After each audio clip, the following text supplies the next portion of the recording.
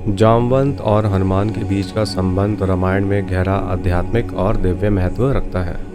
जामवंत जो ऋषियों के राजा और भगवान विष्णु के भक्त हैं, हनुमान के गुरु और मार्गदर्शक के रूप में उभरते हैं। छिपा दिव्य रहस्य उनके रिश्ते में निहित है और आत्म जागरूकता, शक्ति के प्रति जागरण और भक्ति के मार्ग को दर्शाता है। रामायण के किष्किंधा और सुंदरकांड में जब हनुमान जी अपनी शक्तियों के प्रति संदेह में होते हैं और लंका जाने में हिचकिचाते हैं, तब जामवंत उनकी दिव्य शक्तियों को उनको याद दिलाते हैं। जामवंत का ये कार्य एक गुरु की तरह है जो शिष्य को उसकी आंतरिक शक्ति और उद्देश्य का स्मरण कराता है। जामवंत कहते हैं कि हनुमान वायुपुत्र और भगवान शिव के अवतार हैं, जिनकी शक्तियाँ असीम हैं। यह दृश्य प्रतीकात्मक रूप से बताता है कि प्रत्येक आत्मा में दिव्य शक्ति छिपी होती है, जिसे सही मार्गदर्शन से जागृत किया जा सकता है।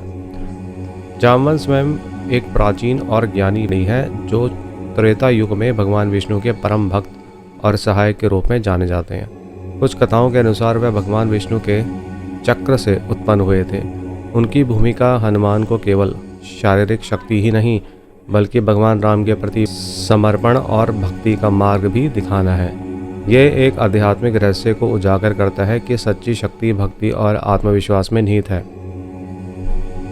जामवंत और हनुमान का रिश्ता गुरु शिष्य परंपरा का प्रतीक है। जामवंत हनुमान जी को उनकी वास्तविक पहचान का बोध कराते हैं, जो यह दर्शाता है कि जीवन में सही मार्गदर्शन के बिना व्यक्ति अपनी क्षमताओं को नहीं पहचान पाता। यह दिव्य रहस्य है कि आत्म साक्षात्कार के लिए एक गुरु का मार्गदर्शन आवश्यक है। जामवंत के मार्गदर्शन के बावजूद हनुमान जी अपनी शक्तियों का उपयोग केवल राम की सेवा में करते हैं, न कि व्यक्तिगत अहंकार के लिए। यह रहस्य दर्शाता है कि सच्ची शक्ति विनम्रता और निस्वार्थ भक्ति में निहित होती है। जामवंत इस गुण को और प्रबल करते हैं। दोस्तों, ये बात तो सच है कि गुरु के बिना हमारी गति नहीं हो पाती सही से। हमें सही रास्ता नहीं दिखता कि हमें किस तरह से आगे बढ़ना चाहिए।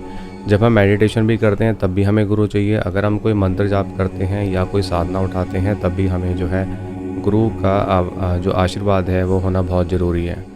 तो दोस्तों, इसलिए कहा भी जाता है बिना गुरु के बिना दीक्षा के आप ना करें। दोस्तों, इस टॉपिक से पता चलता है कि हर इंसान के अंदर भी जो है शक्तियाँ होती हैं, अच्छाइयाँ होती हैं, बस इंसान उसको कई बार नहीं जान पाता। इसलिए उसको मोटिवेशन चाहिए होता है, उसे अपने आप को पहचानने के लिए गुरु का मार्गदर्शन चाहिए होता है। गुरु उसको रास्ता दिखाता है कि वो अपने आप को कैसे अंदर से पहचाने। दोस्तों, इससे पता चलता है कि हमारे जीवन में गुरु की इम्पोर्टेंस क्या है। इसलिए हमें हमारे गुरु को हमेशा याद रखना चाहिए, उनको प्रणाम करना चाहिए, उनके शरणागत रहना चाहिए। दोस्तों, गुरु का नाम लेकर ही अपने जीवन में आगे बढ़ें और जिन भी इष्ट देवता की आप पूजा करते हैं उनकी आप भक्ति करें। अच्छी भावना से भक्ति करते रहें, आगे बढ़ते रहें और लोगों की भलाई के लिए काम करते रहें। तो दोस्तों, कैसी लगी ये जानकारी? हम उम्मीद करते हैं आपको ये जानकारी पसंद आई होगी। ऐसे ही रोचक जानकारी के लिए आप अवश्य ही हमारे चैनल वो आनंद को सब्सक्राइब, शेयर और लाइक कीजिएगा। बहुत बहुत धन्यवाद। भगवान सबका भला करे।